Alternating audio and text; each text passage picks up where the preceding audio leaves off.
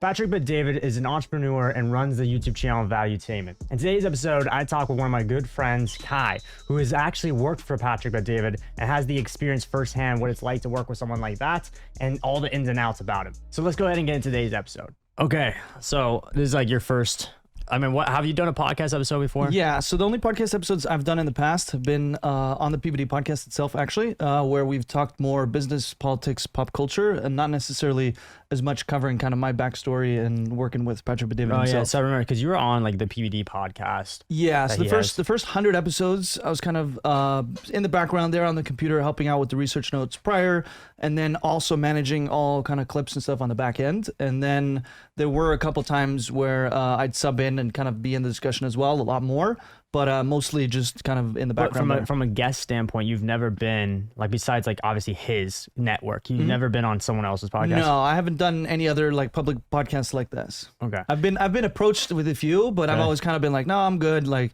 nothing there, because part of it too is I feel like, at least in the beginning, a lot of it is you kind of want to make sure you do it long enough to where you kind of know what you're talking about, as opposed to just trying to talk about it and then be like, oh. What made you not want to do like the other people's like shows? So I'd say a big thing with them was that I didn't know them as well, and like I didn't have as much of a story. And you're definitely somebody I've learned from a lot, and we've kind of worked together or just kind of shared ideas and brainstormed a lot throughout the years. So for me, it was more just doing something with somebody I didn't really know, as opposed to being more comfortable with someone. Because like you're so in a background, a summary, you're pretty much, I look at you as like the behind the scenes guy who's ran a lot with PBD and like his team, with the YouTube channel, and now you're going, and we'll get into that, like into merch and like funnels and all this other stuff. But you've kind of been almost like, there's like some right hand guys with Pat, but like if you think about it, like the core, when you first joined his company, it was only what, Mario and so when I started, it was Mario, obviously,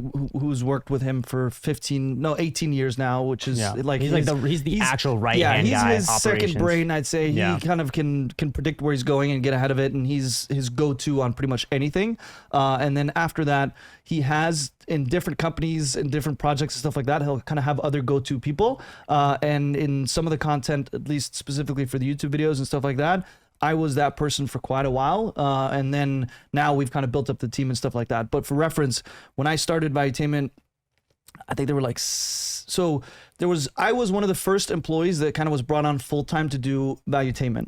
Other previous employees were video editors that did like the insurance-y stuff with PHP agency, and then they'd also like shoot and edit some of the how-to videos. But we should probably clarify real quick so people understand who don't fully know Pat. Yep. So Patrick Bet-David, he's like a front face now, and today he's like looked upon as talent, like he's a front-facing media personality. But before that, he had his real money maker was an insurance company called PHP agency, and so he had an office in Dallas that had both locations within it, right? So you had one side of the company that was the Valuetainment media company. The other side was just PHP insurance company. And so he would pull some employees from PHP to help him with the, at the time it was like a side hustle. Correct.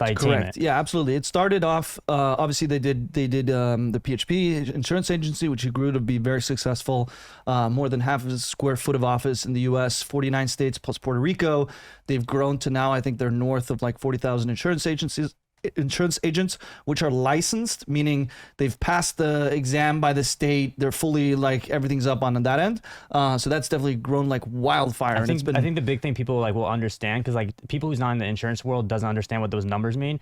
We'll just say 9 figures is what he pretty much sold it for, like a transition. He sold it for a substantial amount of money, and the company that bought him is one of the biggest insurance companies in that space that nobody knows of, because they just buy up. They're essentially like Berkshire Hathaway of insurance industry, so they're just buying up businesses. So that grew tremendously. And at the time, to kind of piggyback on what you were saying, was we were in the office, and we had like a small area, like a cubicle section, almost like this corner here, where Valuetainment was there. Everything else was like, okay, they deal with the field, they deal with the compliance, they deal with this, they deal with that. And we were kind of like the ugly ducklings of just kind of in the corner there. So it started off, some of them, but I think I was one of the first people that was brought in specifically kind of like, you're responsible as Valuetainment and Valuetainment only. Company. Yes. And then that kind of just grew from there. So now I think we're close to like 60 employees now. When we came to Florida 2.5 years ago, we were like 11 or 12 employees. And we'll probably get into some of that because it's obviously advanced. I want to just more so put a baseline for everyone to understand who Patrick is and your come up into the company. So let's get into how you even got the attention of Patrick Bidet. Because at the time, obviously no one knows, but let's just estimate how much he was probably worth at the time with that company when you first came in, because it was like 2019. So it was obviously a big amount of money, millions of dollars that the guy was worth. So to get the attention of a multimillionaire is obviously something people's like, how can I ever grab the attention of someone so successful? And you have a blueprint that the more people I talk to have a very similar blueprint to how you got attention of someone very high level and was able to work underneath them. And so I think like you telling that story, because it's very fascinating, of how you even got the attention of Patrick and was able to work underneath him and pretty much be the first ever employee for Valuetainment. Yeah, absolutely. I can dive into that. So it all kind of started this is probably 2018. So I graduated high school in the US, and then I had to go back to Norway because there's one more year of school in Norway. And then after that, I was looking at college, kind of trying to figure out what to do next. And then I was looking at schools, and I was like, okay, like $30,000 a semester, $20,000 a semester. I'm like, holy this is insane. But I'd been watching his content. I'd been following for a while. And then I asked him, like, I literally sent him a cold message on LinkedIn.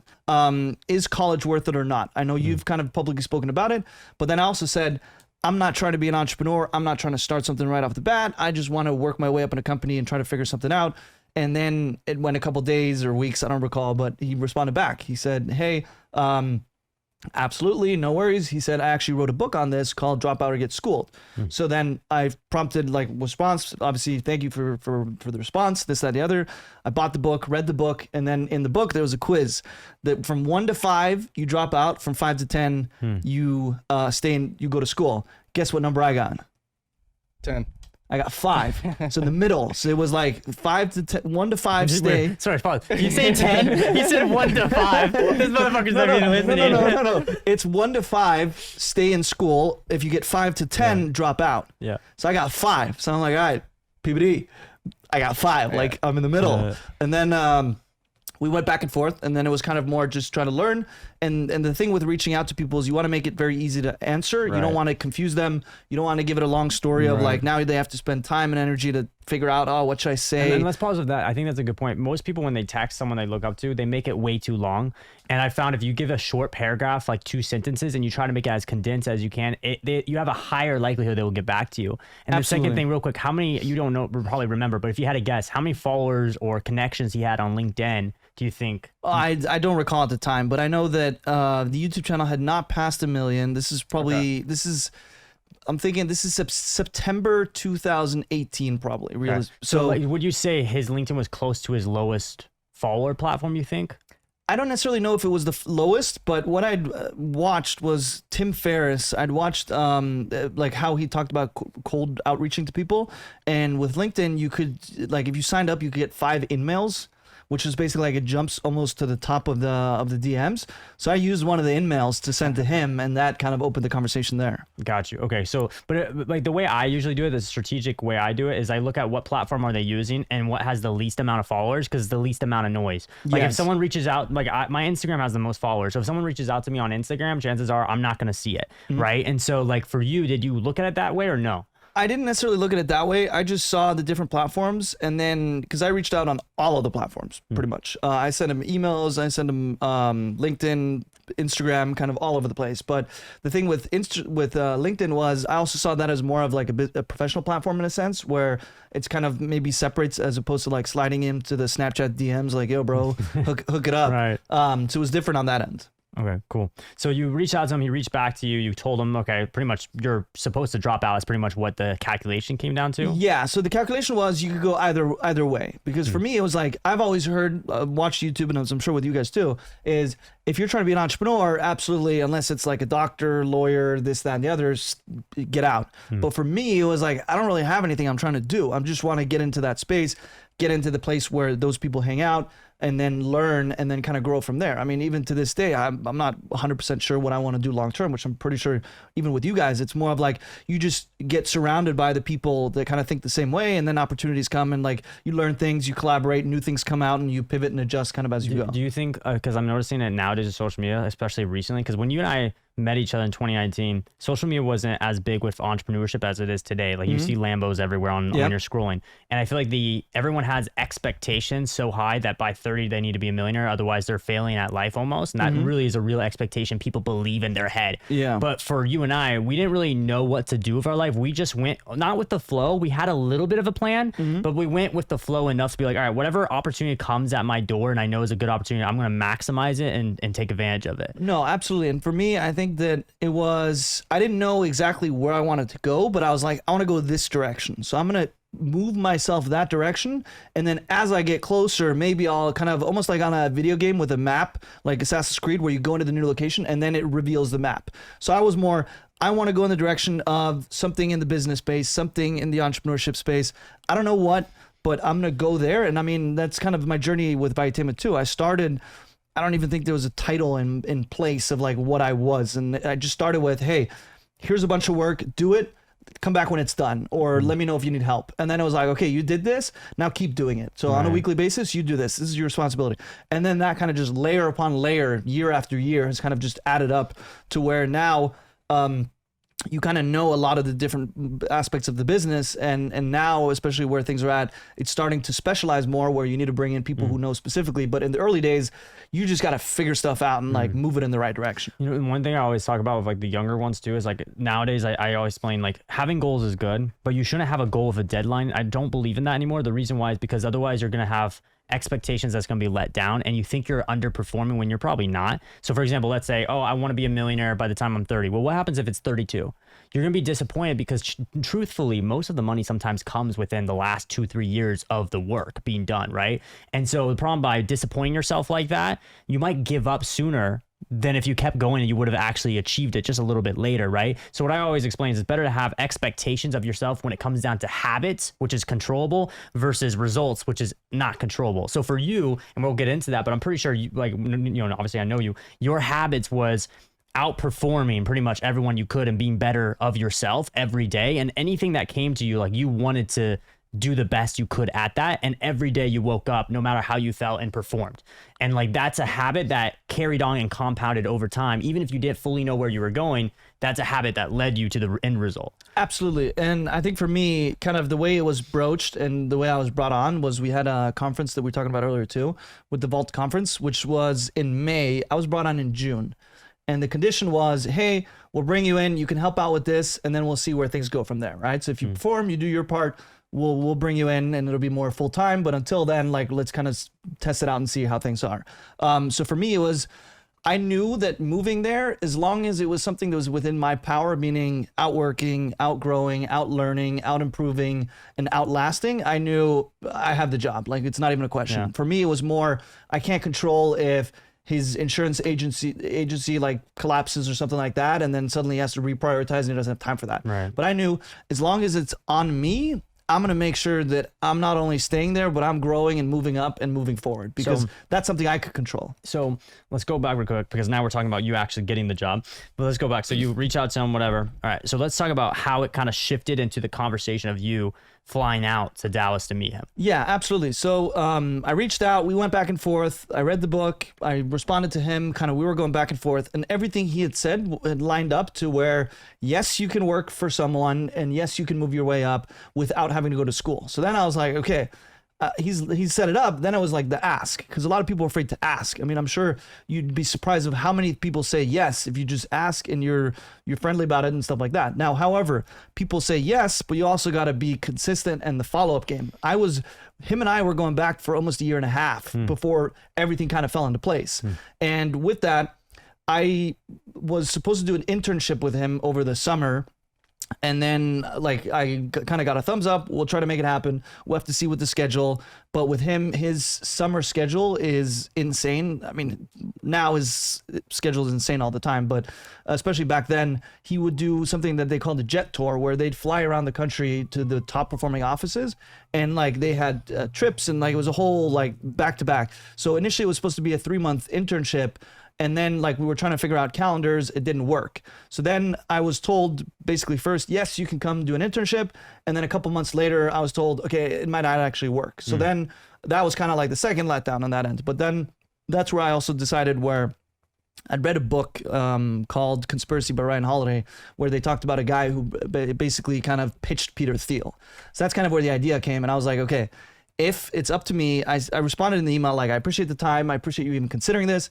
I'm some random kid from Norway. Like, there's a lot of stuff that goes into this, but that they're even willing to have the conversation.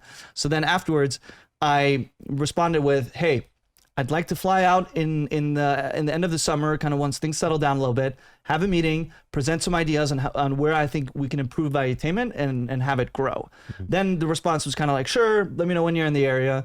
And I'm sure, I have a feeling it kind of was like, all right, cool, like whatever. They didn't take it seriously. No, exactly. So then by the end of the summer, and at the time when I presented ideas, I didn't have anything. I just said, like, I'll bring something to the table. So over the summer, I was reading a bunch of different books and doing some research, kind of doing some like a SWOT analysis and seeing, okay, what was Valuetainment doing? What could they do more of? What did they do well? And kind of trying to find a way for me to provide value to them. So Valuetainment value. Yeah, exactly. So what ended up happening was towards the end of August, I was in my first semester of college at the time, and then I shoot Pat a message, like on email, on Instagram, and on LinkedIn, and then on Instagram he responded, and he's like, "How specific are the ideas?" And then I kind of just shot a bullet list of like, okay, blah blah blah blah blah, and then he basically said the message of, all right, follow this, talk to Mario, schedule an interview, and we'll do something, or schedule a meeting. So basically, the meeting got on the books, and then at that point it was go time. So now I bought a plane ticket from Norway to Dallas. I flew out on a Thursday, had the meeting on a Friday, flew home Sunday. So it was a quick four day thing. Let's talk about your financial situation though, because that was intriguing, because that matters. Yes. How much money did you have in the bank, and how much was that flight? So the flight was $1,000 all in all, in terms of what, like, flights and kind of just getting the stuff. And then how much did I have in the bank? I'd worked all summer, and like at the time prior to that, I was still living home. So I'd probably say I had like $4,000 or $5,000, just in terms of saved up. How old were you at the time? At the time, I was 20? Yeah, I was 20. Okay. Yeah. I just turned 20 because this was September and my birthday was in August. I just turned 20. So I'd saved up over the summer, like working. And then that's when I flew out, and I was supposed to have a 30-minute meeting with him. Ended up being 90 minutes, where it was Mario, him, and myself in like a big boardroom. And the most intimidating. Yeah. Now here's the best part. So I had a PowerPoint. I had like notes and I had everything printed out. And then you know how like when you're doing a PowerPoint and it shows on the screen and then you can like see the presenter view? Of course, the TV didn't work. So now I had to like put the laptop in front of them, and I had to like click you have like a tiny freaking like laptop trying to show them that screen, or what? Yeah, it wasn't a crazy laptop, but it was funny because I showed it to him and I'm like, okay, so I put it in front of him, and the good thing was that I had a few minutes to talk to him before we rolled into it, which I think calmed my nerves quite a bit, because at the time it was like he's tall and he's intimidating. Like he's a tall figure, so he can be intimidating, especially when you first meet him. And I've met a lot of people after that kind of freeze a little bit, which is always interesting to see. But no, so we met. We went over the ideas. We spent like an hour and a half kind of just talking, chopping it up and stuff like that. And then I flew home not knowing if anything was secured or anything. But so you didn't have any confidence after the meeting. You're like, maybe it was good, but I don't know. No. So he gave me at the time a shout out on Instagram. I remember like, oh, this kid flew from Norway. And that's how I ended up finding you. Yeah. So he posted that, and then afterwards he basically there was a follow-up, right? Because with very successful people, typically there's always a follow-up, right? They'll put loops or hoops in front of you that you kind of have to jump through to show your commitment, that you're willing to learn and you're serious, because obviously people like that get approached hundreds of times. I'm sure you get messages all the time of like, hey, can you teach me this? Hey, I want to learn, blah, da, da, da, da. But in reality, most of these people just kind of want a quick buck or something like that, as opposed to they're not serious. So as soon as you put a hurdle in front of them, they're going to just stop, which is what they did with me as well. Okay. So the hurdle came at you, and what was the hurdle that they So the hurdle was more because at the time they were at like I think 900,000 subscribers. No, they were like 980,000, and the promise was once we hit 1 million subscribers, we're going to put together a conference, and we're going to have that at like for valuetainers and for people that follow their channel. So that was like the 1 million milestone. So for me, the hurdle was go ahead and put together some ideas on how we can create a conference, how we can do kind of anything like that.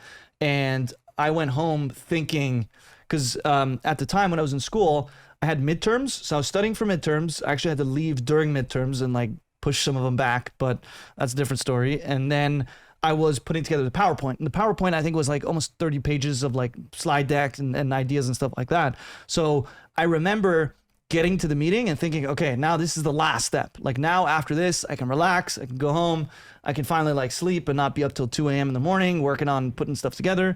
And then they like slapped this in front of me. I was like, okay.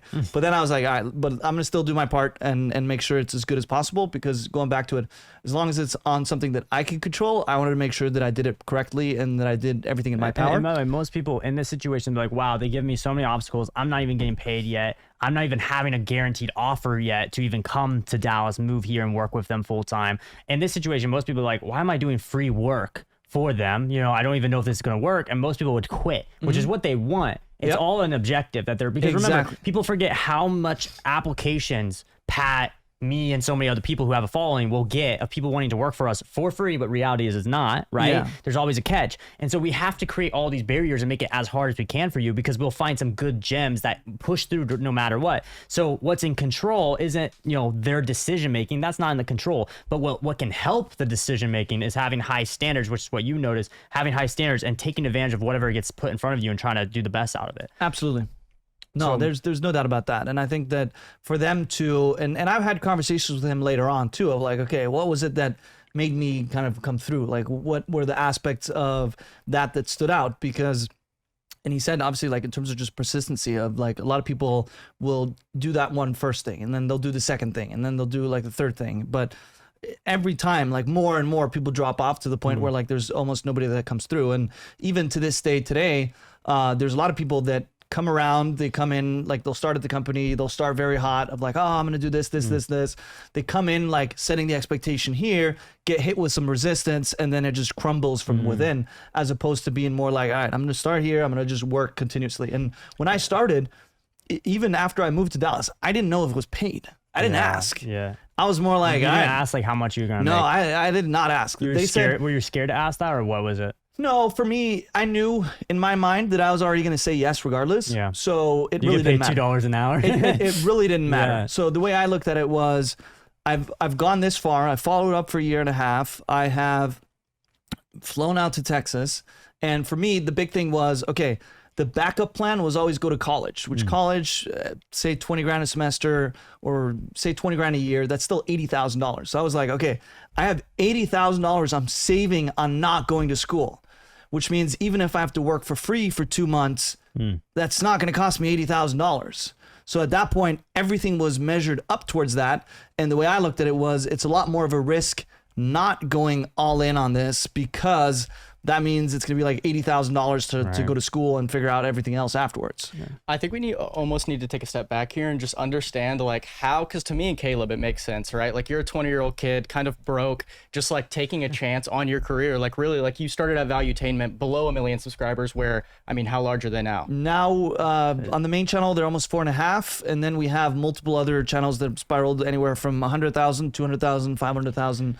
So it's grown like crazy. And we forget that like Valuetainment now, he's buying big buildings, like office buildings for media production. Yes. They have a whole sales team. It's a big empire now. So let's take a step back. Do you think, like, how did you even like come to this point of just like taking this big of a risk? Because like you said, you're like 19, 20 years old, flying to a whole different country, just like taking a chance on some rich guy to hire you, right? Like, what was it? Your family growing up? Have you just always been super interested in business? No, like... so I was definitely interested in business, and I think my kind of journey of going into that started like beginning of high school, where I was more interested in watching like Valuetainment or business shows than like other soccer or whatever kind of people cared about. So I think that started with it.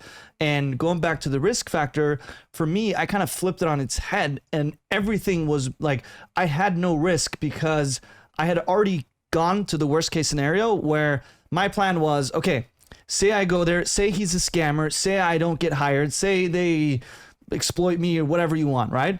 I moved to Dallas. Okay, flight's going to cost me $1,000, and then rent for 3 months was going to be probably say like $1,500 a month. So that's $1,400 or $4,500.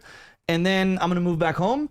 which then it would be January, February, March. So I'd work April, May, June, July, August, which is almost like 6 months. Then I'd go to college. Yeah. And I knew I was working at a warehouse before that, and I knew with the job I'd easily recoup all the money and I'd be good to go. So at that point it was more risky not going. It's almost like an all or nothing. Yes. And I also was mentally prepared on the worst case scenario where it's like, okay, can I live that? Yes. Can I deal with that? Absolutely. So then it was just all upside on that. Do you think you needed that to make that happen? Like, do you think that pushed you over the edge where it was like you had to like risk everything to get this job? Like if you were secured and still in Norway and could have taken this call virtually or anything of that sort, do you think you still would have performed the way you did? No, I think being there in person, and a lot of people now are very like averse to, let's just do a Zoom call or let's do this. But I think that when you're trying to make an impression on someone, there is that component of flying out, showing a handshake. And for me, the way I looked at it too was nobody had ever done that, like flown that far for a meeting as being a 19-year-old kid. Yeah. So that also was in my favor, where it's like, okay, now I've done all of this, which just shows like how committed I am to where I almost felt like as long as I didn't bomb the presentation, that there was almost like some component of guilt or reciprocity of like, okay, he's serious and stuff like that. Yeah. So like I had that in my favor. Like, yes, it would cost some money, but regardless, it's way easier because you get to shake their hands. They get to show you around. Like it's very different from just like trying to hop on a Zoom call or something like that. Right. So let's just fast forward a little bit. So you pretty much ended up impressing them with all those hurdles that you overcame. You got the job and everything, but the difference is they pretty much told you it's not an official job. It's like almost a 6-month internship setup. Yeah, it was a 4 to 5 months, and then we'll kind of figure out where we go from there. And the 4 to 5 months was, hey, we have the objective is to run the Vault, which is their conference they do for their fans, which was the first time they ever did it. And the whole thing was like, you're pretty much the head spear. Help us figure out how we can run it together and build it out. And if it goes well, we'll have a more conversation of the future of your career with us. If it doesn't, pretty much we cut loose kind of situation. Correct. Yeah. So I think that I was kind of. Obviously, they had a whole team that has ran multiple events for years and stuff like that. But I think for me, it was more just showing the commitment. And especially when you're in the beginning, you want to just show that you're willing to work hard. You have a good attitude. Like it's all the basics. They're not expecting me to be some sort of event planner extraordinaire or anything like that. It's just more like, we're going to throw shit at you. Or how do you take it? Like, are you willing to do it? Are you willing to do the boring lower level work just to kind of show that you can do it with a good smile, you have a good attitude, and you're willing to do more? Because that's ultimately, especially when you're young and you're starting out, that's what counts, because everything else can be built on it. You can teach someone to do YouTube, you can teach someone to do thumbnails, but if they don't have the attitude or the interest or the kind of work ethic for it, what's the point of layering all the specialized skill sets on top of it? Right. So what do you think made you stand out from all the other employees at Valuetainment, right? Because there wasn't any at the time. Right. I guess one of one. That is true. I guess it is kind of smaller scale, but even over time, like that, you've been so close with Patrick. Like there's so many people, like we say, like there's such a big team, even around like creators, YouTubers in general. Like how did you make yourself kind of like Pat's right-hand man over somebody else that was working at the company? Yeah, so I think the advantage I had when I started was I was one of the first people, I think, that kind of like knew of Valuetainment and started there because it was Valuetainment, as opposed to just a random editor applying for a job and then it happened to be Valuetainment. So that was definitely like, I came in a lot more interested than the other ones. The other part was, as soon as I came in, I knew it'd be long hours, it'd be a lot of work, but the way I also flipped it was, okay, if it takes you the 10,000 hours to master something, why wait 5 years to do it? Why not try to do it in 2.5 or 3 or 4, right? Because the more input you put, the more you get it back from it. I mean, how many videos have you guys made where they sucked, but every time you got a little bit better? So you can drag that over 10 years and it's like, okay, like most people aren't going to do that because they're going to quit way before. Or you have the people who are just serious and they're willing to front load the work without seeing a lot of results, but then grow faster so you get the results faster. Devote everything. I mean, I think they said something like 90% of all the podcasts don't make it to 15 episodes. I think it's even less than that. Maybe, like it's even less. 3 episodes. It's like something crazy because most people start and then they kind of like, well, it wasn't as easy. I didn't get 1 million views and I don't have sponsors yet. So like, why keep going? Because what people don't understand, especially in the media world, and you know this with YouTube videos, the average YouTube video that you upload, like when you're building YouTube catalog, I guess you could call it, when you're uploading videos, and you only get 100 views, 200 views, whatever, you're like, wow, I'm not a million views yet. Yep. You could go 6 months, 12 months, but then it's always like one outbreak video that just flashes everything on fire, and it's a snowball effect where all the other videos go viral because that one video brought a new audience to check it all out. And so it's like people don't realize you never know how close you are to that one viral episode. It could be this episode for our series, it could be whatever. Right. You don't know what it is that just takes everything off. Yes. And so the problem is, if you're not willing to do the reps, if you're not willing to pretty much look at the views and be like, wow, no one cares about me, and push through it even despite that situation, if you're not willing to do that, you're not going to get success. Right. Do you think there was a moment when working at Valuetainment that you almost had that like viral video moment where it was like, okay, I either got like promoted to this position, or Valuetainment hit 1 million subscribers on YouTube, but any point that you realized like, okay, I'm going all in and this can be bigger than this entry position that I started off with? So when I started, I don't think I ever saw like the end destination as an entry level position. It was more kind of like, you know, you just want to get yourself in the door, and then you'll kind of like, you'll automatically move up from there in a sense, where that's kind of how I looked at things, of I just got to get in. But I think the odd part was when I started, it was like customer service, it was emails, I was texting people, like it was a bunch of different random stuff. Busy work. Busy work. Yeah. A lot of it was just like, okay, we have an inbox we haven't really checked in a couple months, like clear it out. Bro, I remember like, because we met right after you got that job, 3 months later we met, and then I moved to Dallas, and we were like roommates for some time. And I remember I would call you once in a while you're at work, and you have the stupid headphones on. Remember the headphones? And like a little speaker, like intercom, and you're like taking little phone calls and emailing people. It was the dumbest thing. No, it was a lot of stuff. But I think for me, where things kind of changed was, I'd say 4 to 5 months in, when we started kind of working on content. And that's specifically kind of when I started working with like YouTube and more on the back end, because like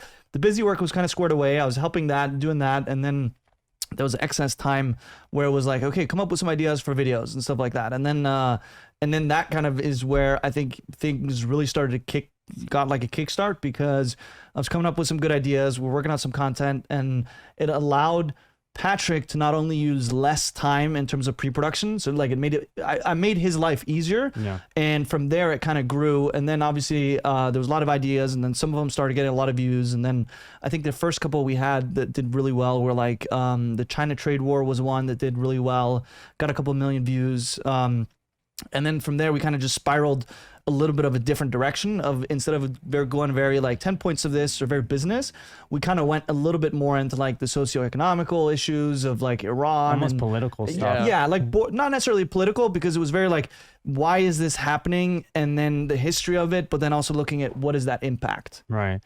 So I guess when I look at you and everything, with because a lot of times I work with other personalities like a Patrick, and they constantly complain about they can't find people like you who understands their style. Like videos, they can't really because there's a certain style every personality has.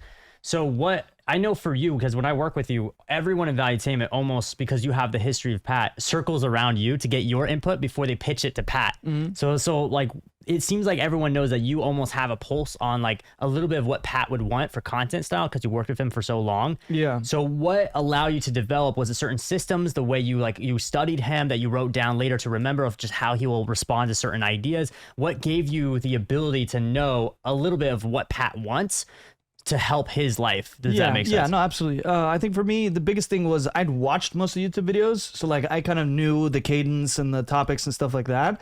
And then if you look at anything, there's typically an underlying structure of kind of how things work, and then it kind of looks on that. So some people are very scripted people in terms of they do YouTube videos where you're just reading off the teleprompter, and then you do some B-roll to cover it, or this, that, and the other. But with Pat, it's very different, because coming from a sales background, he is a very good storyteller. He's a very good speaker. So the more like scripted you put on him, the harder it gets, because it's more mechanical. It's not as natural. So it was more of like, okay, here's the underlying message, and then here are the bullet points and stuff like that.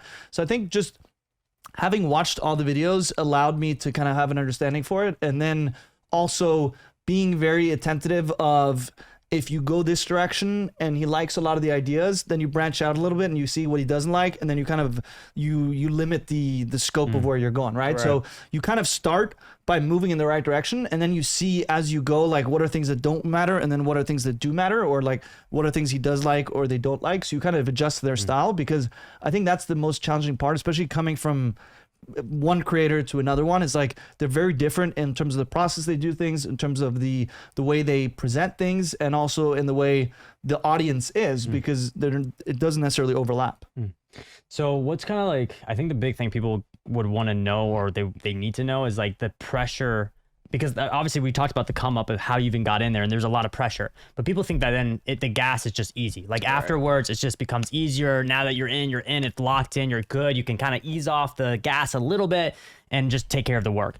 For you though, because I've seen you would get up at, what is it? Like, remember when we were roommates, you would get up at like 7:30, right? What was it was earlier than that. It was probably 6:30. So you get up at 6:30, be at the office what time? Like 7:30? Yeah, 7:38 probably. 7:38, and then you wouldn't be back sometimes till 7 or 8. Yeah, typically. Yeah, so like most people cannot do that for more than a month maybe, right? So what was like the process after you got hired, like the standards, even to this day? Because obviously we're talking about before, I know there's a lot of work, but still to this day, what is the level of work and standards that's required to even work underneath them? So I think that like, obviously you can have, if you have good employees, especially even with you, like you have employees who are good, that do their part, and obviously you're not going to fire them or anything like that. But then you also have others who go above and beyond and do more than is required and add more. So I think for me, when I started, just going back to it, was like, okay, if I got to go 10,000 hours to figure this out, let's speed that up. Let's do that faster, and let's get there as fast as we can, as opposed to like waiting just because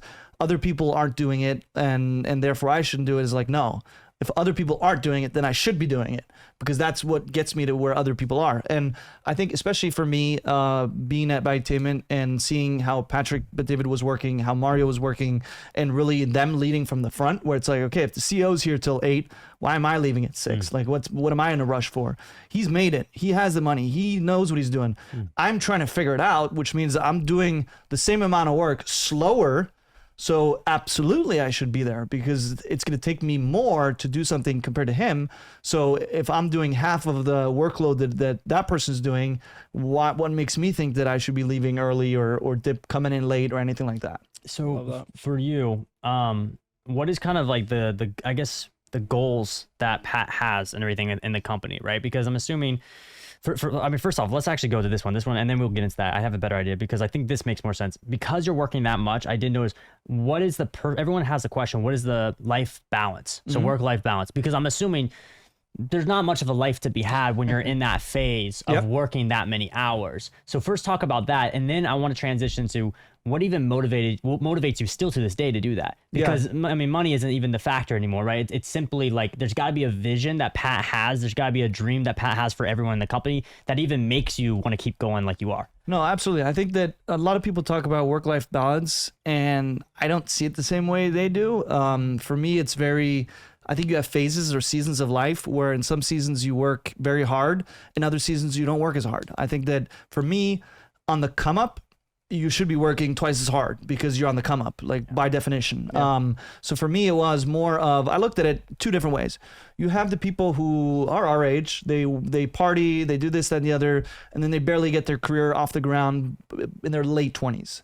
And then 30s, you start having your kids, and like, you're like, oh, I'm broke. Da, da, da, da. I was like, no, I don't want that. For me, I'd rather take the workload on the front end of being in a position where say like the theoretical position you're in, you're 35, 40, right? You're a manager, you're senior manager, whatever, VP, whatever, right?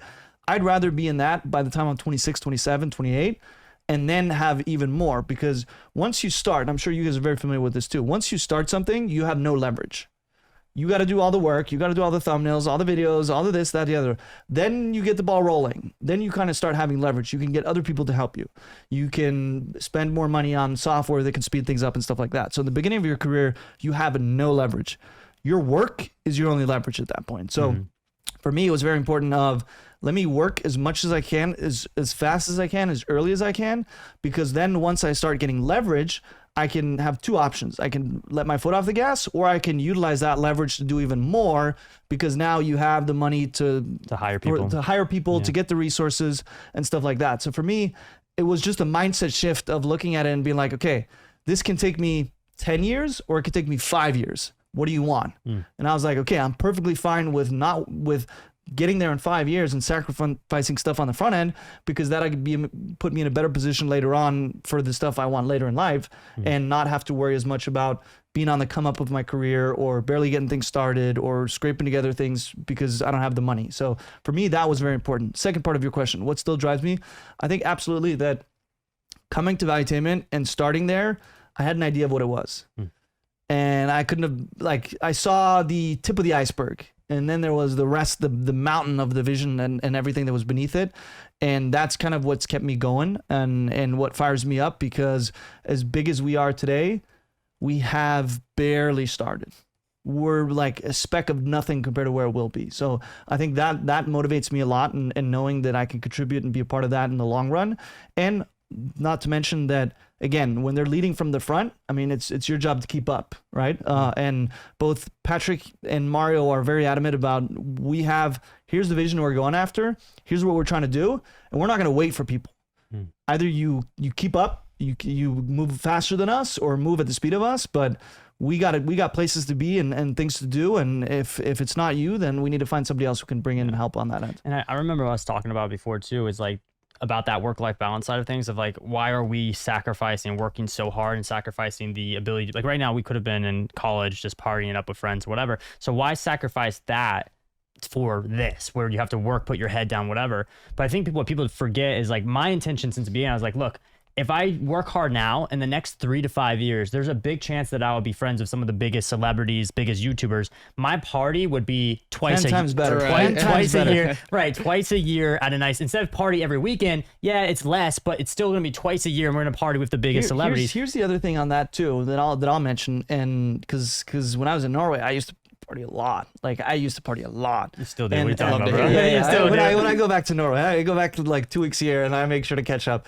But for me, it was mostly on, most parties are the same. There's very little variation. You go, like, I'd say throughout the year, there's maybe like 3 or 4 things where you're like, damn, I really wish I could be at my best friend's birthday party, or like this person's birthday party, or something specific that's happening, right?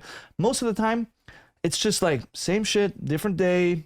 Somebody did something stupid. Somebody got lucky and got some girl or something. But beyond that, it's a lot of the same. So for me, it was more like, okay, I don't want to do that, but I want to be able to take all my boys to Vegas for a crazy trip in 10 years. I'd rather drop a lot more money on a few times and make it very special, as opposed to go out and try to penny pinch and like have just okay good night, as opposed to it being the other way. And then that also lives by, most people live for the weekends, which I think is stupid, because like you're living for 2 days of your life, and what's the point? But I'd rather go and have like you're saying, the next level of parties, or even like the ones above that, where that's where they write about in the newspapers, and that's like the crazy stuff. Also, people forget the people that you meet. So like, you've met Kobe Bryant before he died. You met all, like, right before he died, actually. Yeah, a couple months. You met a bunch of like Jordan Peterson, all these really high level guys, right? That's something that you don't. Normal people don't get to do that. Normal people don't get to sit down and truly talk to these people. They might get a nice photo, but then they got to be pushed away, right? And so you actually get to be front row seats, have a conversation with some of these people. So I'm here with Kobe. What's up, Sven? Michael, just giving you guys a shout out in Norway. All right, that's my man. Are we ready to have a great night? Always.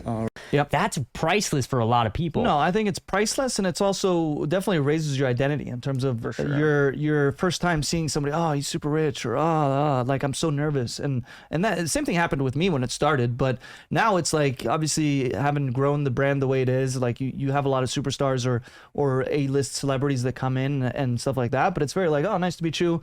They're human, they're flawed just like us. And it becomes normal, which is interesting, because then that just raises who you are, where it's like, okay, somebody that's never seen Mr. Beast is freaking out and fanboying and, oh my gosh, I can't believe it. But for you, it's like, oh, what up? Normal. How you doing? That is what it is. I think that's the thing, because when I knew Mr. Beast in 2016, 2017, and then we actually met up in person in 2019. Most people were fan struck. Like you saw people like don't know how to talk, don't know how to approach. Yep. For me, it was just normal. It was like, hey, what's up? And then it's like almost a very mutual. And the thing about that is they like it that way. It makes it easier for them. It's so awkward when somebody's like very weird in the way they approach someone as opposed to just treating them like another human being. Because imagine for them, how many people are like trying to kiss their feet or like, and like freaking out as opposed to like, bro, what if they just want to have a normal conversation? Hey, what's up? What do you think about, that's a good point though. What do you think about kiss ups though? Because do you think that kiss ups becomes a red flag for someone like Pat? I think absolutely. If you have somebody who is very like, on the front end, I mean, I think that's even for me, it's like, what do you want? When people are very like pushy and like, oh, no, you're so great, you're so this, you're so that. Okay, what's the catch? Like, so in many ways, it's like a red flag. I mean, even if a girl's all over you, it's like, what's going on? Like, something's weird. Like, it's when people are so pushy and trying to do something so much, it's like, what's your angle? And what are you trying to get at? Yeah. Because that's not normal. And that's what I, not to like bash anyone who's like fanboying or anything like that, because obviously when you haven't met someone and you don't know how to act in a situation like that, it's normal. But I think for somebody who's trying to like get something out of them, because the thing you got to understand is the bigger somebody gets, the more people only want them for what it can get them. As opposed to trying to help them and be genuine and something like that. So I'm sure even for you, it's like most of the people that come to you, it's always, hey, Caleb, can you do this for me? You're here, you're where you're at because of the work you've done, but just help me out. But well, there's not even that. It's also, it's more, I get more people being like, hey, I have this to provide. I'm like, okay, cool. But then like, but. Exactly. And then they all What's add the something. catch? What's the catch? It's like, look, I understand eventually I got to pay it back. I'm down to do that. But like, you got to show enough middle ground on the front end before I give you, like, if you give me two things, then I'm sure I'm gonna feel bad for you that I will give you something, right? Yep. But the problem is people ask too soon for something back. I think the longer you can, I'm pretty sure it was Alex Ramosi that said, the longer you can delay the ask, the bigger the ask. And that's something I'm a firm believer of, where if you could spend 10 years just getting I owe you, like how much stronger is the relationship? Because if you look at it, when you pay somebody to do something, it's very transactional, right? You and I have never done any business in a monetary fashion where it's like, hey, Caleb, how much for this? Okay, I'll pay you for it, right? But when you build something where it's like, I'll help you out, you help me out, you build reciprocity. And reciprocity builds the relationship where it's like, bro, I got Caleb. He's my boy. I'll do anything for him. Where even in that case, you can have somebody who's done 10 times more and you'll do something that you wouldn't do for any amount of money. But because you know the person and they've helped you out and you owe the reciprocity for them, you'll gladly do it. And that's where I think most people either do it wrong by asking too soon, or they try to get paid right off the bat, because it's like once you pay someone, you owe them nothing. You've paid for it, you've completed the transaction. As opposed to if somebody helped you out and they didn't ask for something, then you go out of your way and be like, I wonder if I can help him out. I wonder if I can connect him with him, or I wonder if he could use this. That is how you build better, deeper, and longer lasting relationships. So how do you think you separated yourself, like emotion wise, when flying out to meet with Patrick? Because like you said, you're like such a big viewer of Valuetainment. And I think I run into that kind of like issue sometimes as well, where it's like you've kind of like surrounded yourself that this person is not a real human. Like, and this is the typical person. They're almost like an icon. So how do you separate your emotion from like motive when you meet somebody? So I think I wouldn't say necessarily separate emotion from motive, but also just emotion from like logic in terms of that. Where for me, the big thing was when I looked at it was, hey, he's human, and I remember actually sitting on the last plane because I was like, okay, I need to bring this down, because if I put him too much on a pedestal, then it's going to be like you're glorifying them and stuff like that. So I kind of, towards the very end before I met him, it was like, okay, he's just a normal guy at the end of the day, right? He's made a lot of money, he's done a lot of things very successfully, but at the end of the day, he's still just a normal guy, right? He does a lot of the same things I do and stuff like that. So for me, it was more of just kind of focusing on that and also looking at what I wanted to present and what I wanted to share, knowing that would then do it. Now, granted, you meet the person and then you're like, wow, like, and then it kind of comes back, but it's just a matter of like keeping it down, of being more like, you got this, like you're prepared, you know what you want to do, and you know what you're trying to say. This is the reason I'm here. Almost. Exactly. And also just the conversation I had a couple minutes before of like made it easier and humanized them, where it's like, okay, now it's like We've talked, we've met. It is what it is. I think also people. So this is a big thing also for me, because I've helped you a lot with Valuetainment, and then I've also helped Mario and like the actual crew of Valuetainment. Yep. I've never asked for any money back, and I don't really care to, because for me, it's just being able to be in a room and see the creative people. It's like the energy. I love being with you guys and have the relationships. For me, it's just the energy. I enjoy traveling to Miami and hanging out with you guys. Of course. And I think that people forget that. Like most people think that, okay, I need $1 million. And so they always go into business deals with simply just money on their mind versus, okay, I'm going to provide value. And I just want friendship. I just want a great relationship. I text them. We help each other out for fun, whatever, because that becomes more valuable. Because the truth is, when you guys finally get money, and I would know this, when you finally get money, you're like, okay, is this it? Like you look around, if you don't have a lot of friends around you when you have that money, it's very, very like meaningless. Yeah. And so relationships is above all. And I realized that if you want money, it's typically because you're missing relationships. If you don't have money, you don't have relationships or skill sets. It's usually a combination. One of the two. So if you put all of your time in, and by the way, relationships come with skill sets. So put all of your energy into a skill set that's valuable, that can help people. And then by doing so, you end up getting relationships because you can use your skill set to help them. And then your net worth will just go by nature. And absolutely. And I think also the other part of it is, if you have very transactional and it's very like on the front end, then you're just like, oh, he just wants to make money off of us, or he just wants to get money out of me, as opposed to it being like, oh, I'll help you out, and then you grow the relationship. And the way I always look at it is like, okay, if I have friends and we have good relationships, and in 10 years we could both make millions of dollars by like this, just simple stuff, because they've grown, they've elevated.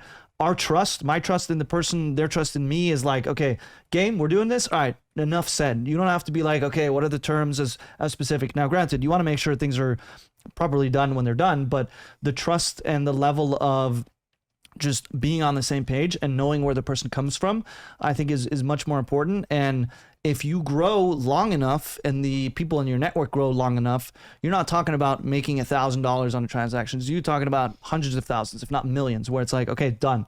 That's it. It doesn't have to be like, oh, look, so let me convince you on this. Like, come on, it's a good deal. I promise. The trust is already built. Yeah. It's like, oh, okay, come on, just sign with my affiliate link. I promise it's worth it. It's so good. It's like, no, hey, I'm doing this. You want in? Yeah, I'm in for 200. All right. Wired. Done. Yeah.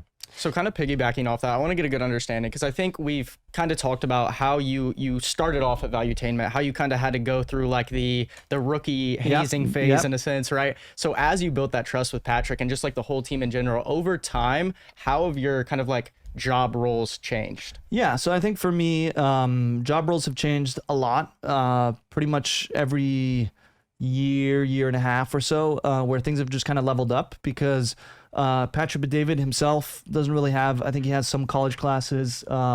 Mario, my manager, and the guy that's kind of been mostly training me, same thing, very minimal. And with them, it's always been just work, out improve, and layer upon layer, get better. Right. So I think for me, a lot of that has evolved over the years, where it started with something, and then you kind of get good enough to do it where you can do it faster, and then you layer it on something else, and then you keep that process going until you like have to remove something, at which point typically you hire someone to take care of that, and then you just layer on top of layers. So for me, it started customer service, social media, some like helping out with the events, and then it kind of went into content, and then it started with assisting with content, to then managing content, to then managing content and clips, and then managing content launches and clips, where basically ideation to launching on YouTube, A to Z, kind of being the project manager of owning that and making sure it goes through the process of getting the right edits, getting the right research, getting the right content, ideas, thumbnails. I mean, obviously collaborating with the team and stuff like that, but just managing it more through the process. And then from there, we added a podcast. The podcast grew from 100,000 subscribers, 200, 300, 400, 500, and stuff like that. And then you bring in more people. And then at that point, you kind of get to the tipping point where you have to decide what are you working on? What's most valuable in terms of your skill set? And then what are things you might have to give up that you enjoy in order to get to the next level? Right. How much of that? So it sounds like when you started off at Valuetainment, you were kind of just like a kid, very devoted, very almost like a lot of people that kind of like watch this kind of content, like just very interested, would do anything to succeed within the realm. How do you think, or like how much of the success you've gotten now would you say you devote to kind of like the mentorship of Valuetainment, of Patrick, of all the people who work there? Oh, I mean, almost all of it. I think that obviously I was very fortunate in terms of coming from a background with parents where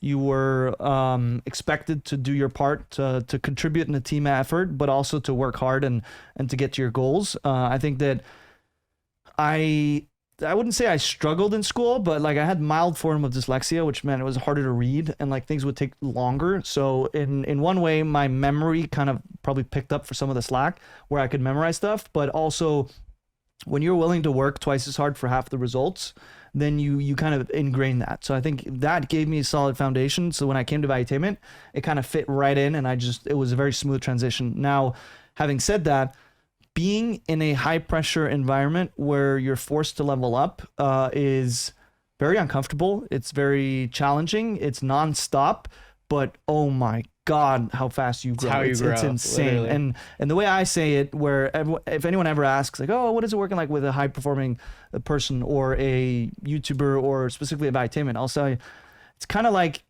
putting yourself in a pressure cooker. You hop in there, it's not too bad. The lid goes on, the air gets tight, and you're in there. And then continuously the temperature gets warmer and warmer and warmer and warmer and warmer. But it's like, it's annoying, but you gradually get used to it. And then it gets a little bit warmer, and then you're like, ah.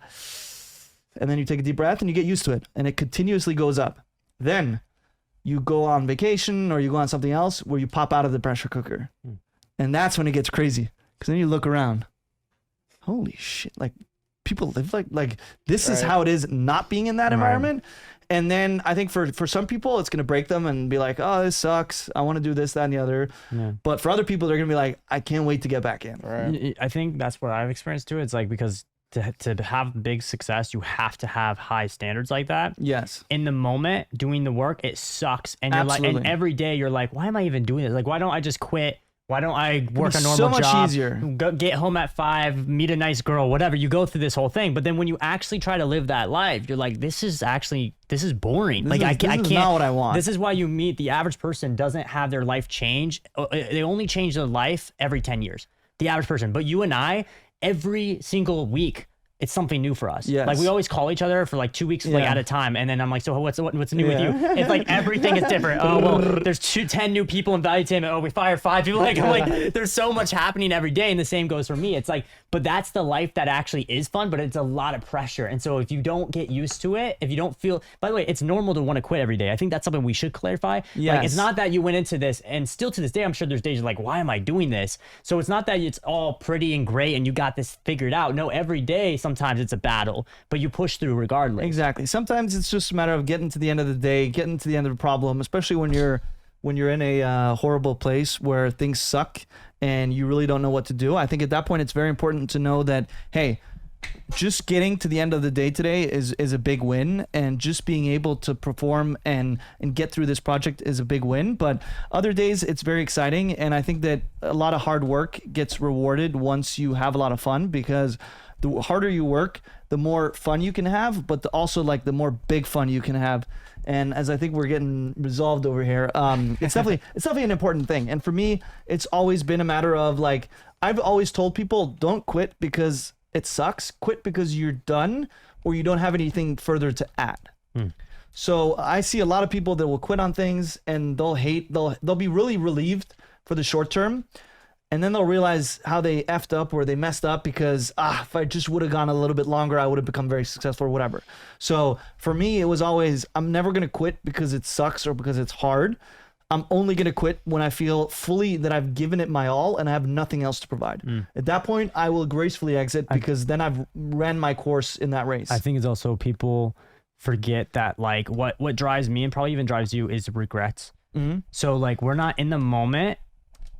Like in the moment, like we're always like, whenever we want to quit, we always think, well, for me at least, I think, all right, I don't want to regret not going all in on this. Yes. Like, yes, all in is tough. It requires a lot of standards, but I don't want to 10 years from now look back and be like, wow, I had such a great opportunity to achieve a lot of money, achieve a lot of success, meet a lot of great people, and I just didn't go all in because I wasn't willing to do the work. You don't want to get to that stage because then it's too late. The bus already passed. And for me, that's what drives me, is like most people don't have the opportunities we have. Most people don't have the experience we have. And so it's like for us to stop right here doesn't make sense. No, and I also think for me, a big thing that drives me is just knowing that when you're in the beginning and things are harder and you're trying to grow, like people will quit. A lot of people will quit in the beginning, and then as you gradually get higher and higher, there's less and less people of that caliber. And I think that if you look at it, like being the top 50% in something is probably very easy. I'd guess you could do most things for a couple days, maybe a couple weeks, and you'd be in the top 50% of the people who do that, right? Just, I mean, going back to it, if most people quit on a podcast after 15 episodes, just doing 10 episodes, you're already past 50% of them, right? So I think that in the beginning, a lot of people quit, but then there's also the aspect of going from the top 50% to the top 20% is very different. And then going from the top 20 to top 10 to top 5 to the 1%. And that's when things get really crazy, because then it's going from the top 1% to the 0.1% or the 0.001% and stuff like that. So at each level, people quit. And more people fall off. But going back to it again there, where it's like quit because you feel like you have nothing further to add. We're not all going to be the best in everything we do, but at least pick something where you can be really good, or a few things where you can be like well above average, and you'll be fine. Like that to me is the most important part of just knowing that you're doing it.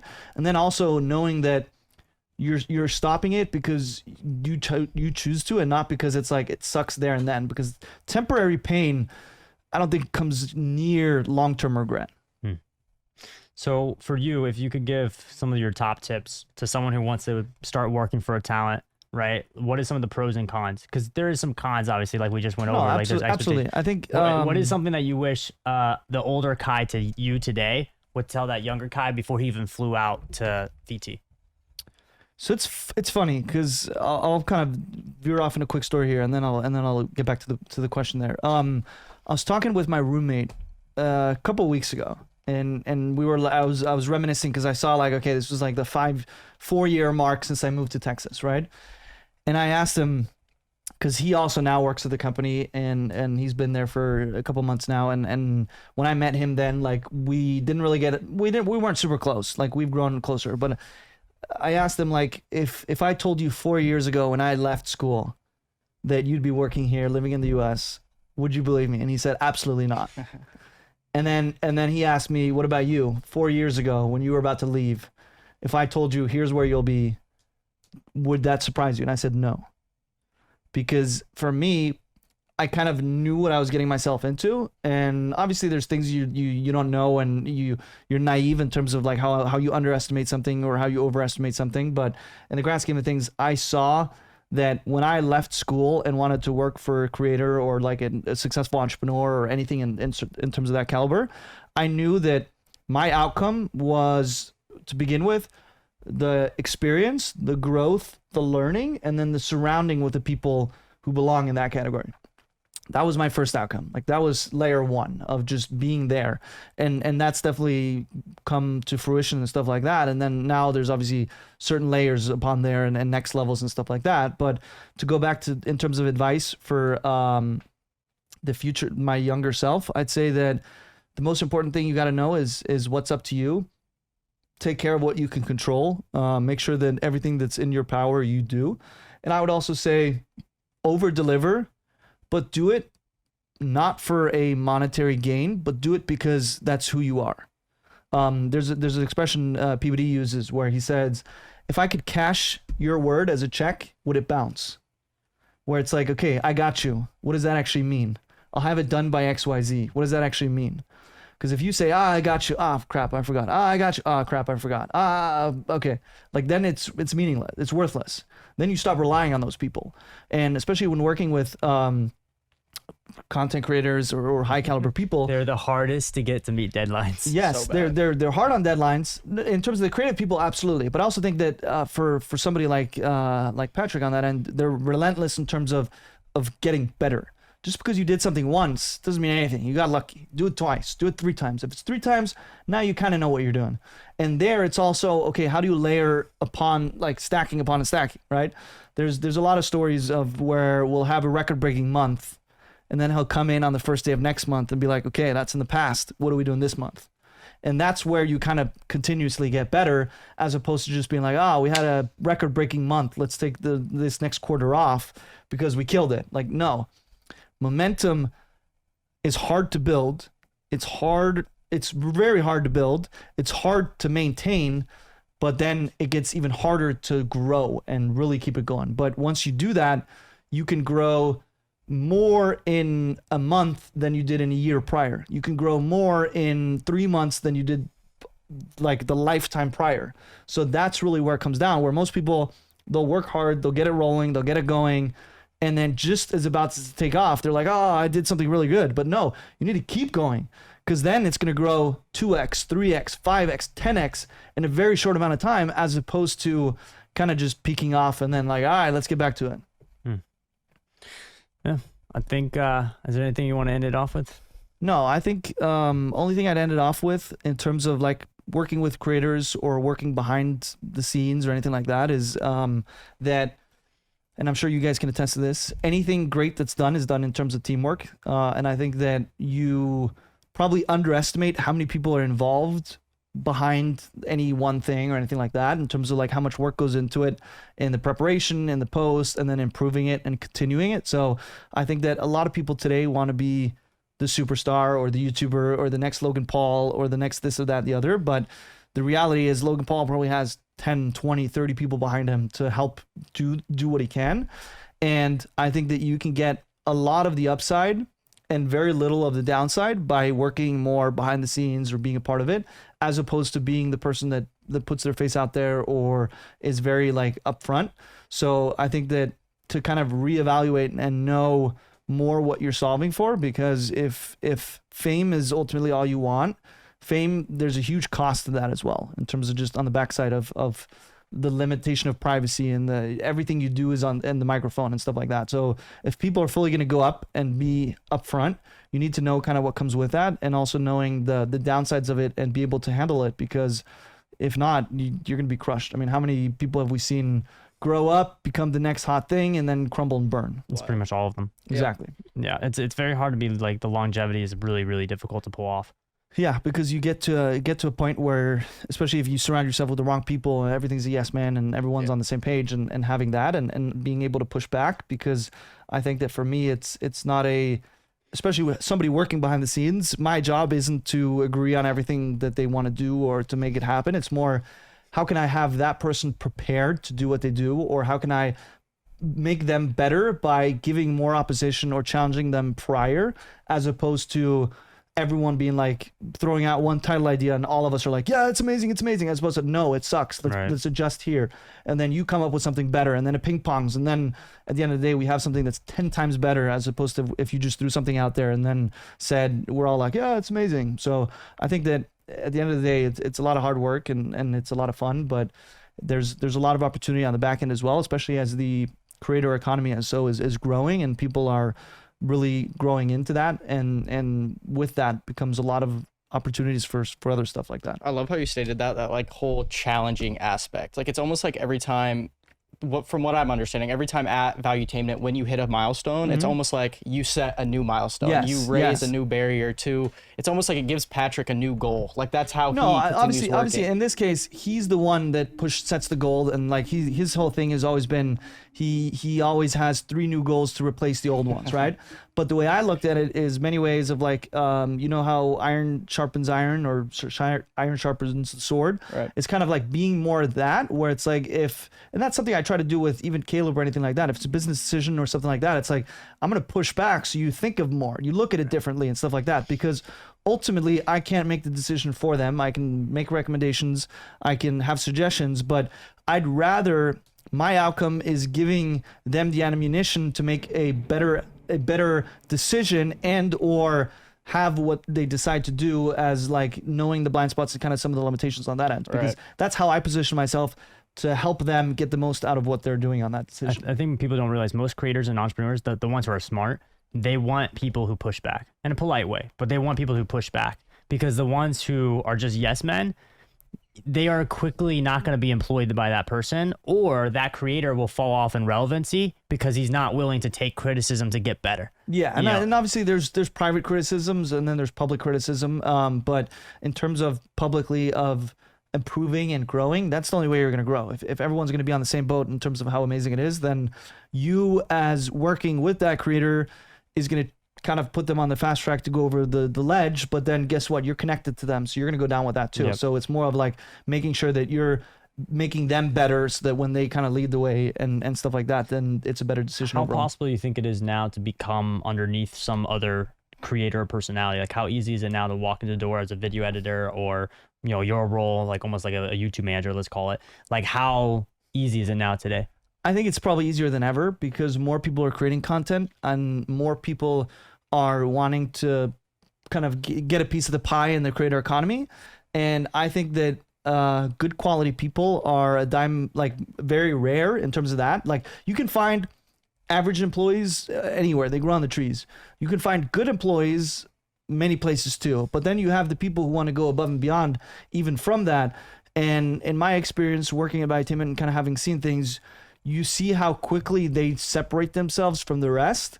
And that, just as somebody who wants to feed into that, you're like, yes, please. Thank you. Like, internally, you're excited for them to take over and help and grow and stuff like that. And then you're just trying to channel them the right direction, while also obviously making sure that they're keeping their foot on the pedal, as opposed to like, okay, now I'm good. Like, I came up with $1 million idea. Now I'm good. Like, that's my claim to fame.